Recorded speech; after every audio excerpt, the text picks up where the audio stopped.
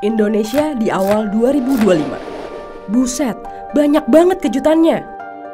Dari mulai PPN yang dalam tanda kutip tidak jadi naik 12%, kick-off program makan bergizi gratis, sampai pencabutan presidential threshold atau ambang batas pencalonan presiden sebanyak 20%. Nah, kejutan yang terakhir tadi lumayan mengaduk-aduk landscape politik di Indonesia, karena para elit politik jadi harus nyusun ulang strategi untuk pemilu di 5 tahun yang akan datang.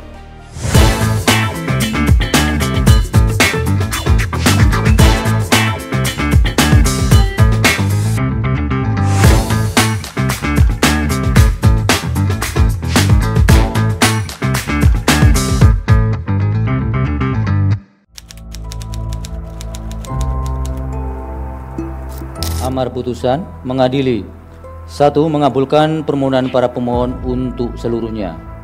2. Menyatakan norma pasal 222 Undang-Undang Nomor 7 Tahun 2017 tentang Pemilihan Umum Lembaran Negara Republik Indonesia tahun 2017 Nomor 182 tambahan Lembaran Negara Republik Indonesia Nomor 6109 bertentangan dengan Undang-Undang Dasar Negara Republik Indonesia tahun 1945 dan tidak mempunyai kekuatan hukum mengikat. Enggak, kalian nggak salah dengar. Mahkamah Konstitusi akhirnya menghapus presidential threshold dalam sidang pembacaan uji materi pasal 222 Undang-Undang Nomor 7 Tahun 2017 pada Kamis lalu. Gugatan ini sebelumnya diajukan 4 mahasiswa Fakultas Syariah dan Hukum UIN Sunan Kalijaga. Lalu, kenapa berita ini jadi heboh banget? Karena sejak presidential threshold digunakan di pemilu pada 2004, udah ada 36 gugatan dilayangkan ke MK, sampai akhirnya benar-benar dikabulin kemarin. Banyaknya gugatan uji materi di undang-undang ini juga menggambarkan bahwa presidential threshold, ya, memang bermasalah. Oke, kita intro dulu. Presidential threshold sebelumnya jadi syarat minimal bagi parpol atau koalisi parpol untuk dapat memajukan pasangan capres dan cawapres. Ketentuan tersebut mengharuskan parpol atau gabungan partai menguasai setidaknya 20% kursi di DPR atau 25% suara sah nasional. Dengan adanya ambang batas, diharapkan presiden dan wakil presiden yang terpilih memiliki dukungan yang kuat di parlemen, sehingga pemerintahan dapat berjalan lebih stabil dan efektif. Lalu juga mendorong untuk parpol berkoalisi sehingga memperkuat representasi dan stabilitas politik. Nah, tadi kan cita-cita mulianya.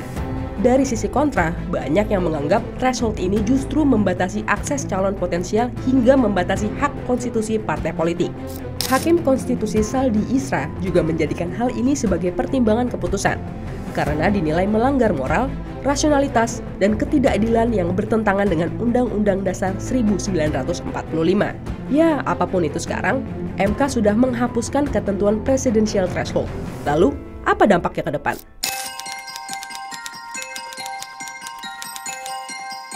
Banyak pihak menyambut baik putusan MK karena dinilai membawa angin segar bagi perjalanan demokrasi di Indonesia.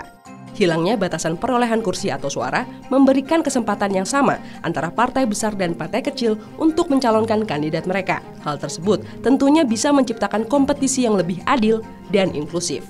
Penghapusan presidential threshold juga diperkirakan akan mengubah landscape dan strategi politik di Indonesia. Kedepannya, partai dapat lebih fleksibel dalam membentuk aliansi sesuai ideologi hingga visi.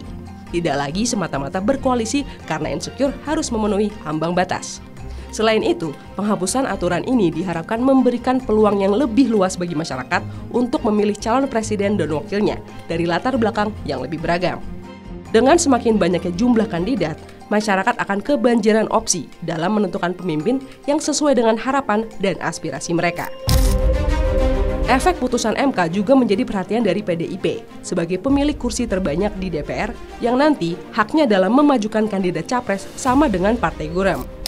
Juru bicara PDIP Ciko Hakim menyoroti potensi fragmentasi politik yang lebih besar dan kemungkinan munculnya banyak pasangan calon yang tidak memiliki track record yang jelas. Karena kalau kita bicara partai politik, tentunya harus dilihat juga rekam jejaknya. Selama menjadi partai politik, selama berkiprah di dunia politik, berkiprah di parlemen, apakah ideologinya jelas sesuai dengan ideologi negara kita. Ini yang penting juga. Nah, sebagai partai politik, tugasnya sekarang setelah ada putusan MK ini, saya rasa adalah mencoba melakukan rekayasa dalam konstitusi yang kemudian untuk dapat membentengi agar hal-hal negatif itu tidak keluar akibat dari putusan ini. Dalam amar putusan, MK memang meminta pembuat undang-undang, dalam hal ini DPR, untuk melakukan rekayasa melalui revisi Undang-Undang Pemilu, agar pasangan calon presiden dan wakil presiden di Pilpres mendatang tetap dengan jumlah yang proporsional. Hal ini juga dicermati oleh Caimin. Kalau keputusan MK, siapapun harus tunduk. Problemnya adalah ada satu bab di situ dari keputusan itu mengembalikan kepada pembuat undang-undang. Nanti ya tergantung fraksi-fraksi di DPR.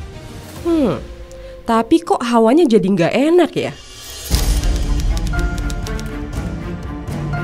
Meskipun ambang batas presiden telah dihapus, peneliti Kepemiluan dan Demokrasi Indonesia yang juga merupakan dosen di Fakultas Hukum Universitas Indonesia Titi Anggraini meminta masyarakat waspada terhadap manuver yang mungkin dilakukan DPR untuk mengakali putusan tersebut. Titi berkaca pada putusan MK nomor 60 PUU 22 2024 yang mengubah ambang batas pencalonan kepala daerah dan nomor 70 PUU 22 2024 berkaitan dengan syarat usia minimal calon kepala daerah. Oke, kita flashback sedikit. Menindaklanjuti putusan MK tersebut, saat itu Balek mencoba merumuskan kembali aturan ambang batas dengan memperhalus redaksionalnya.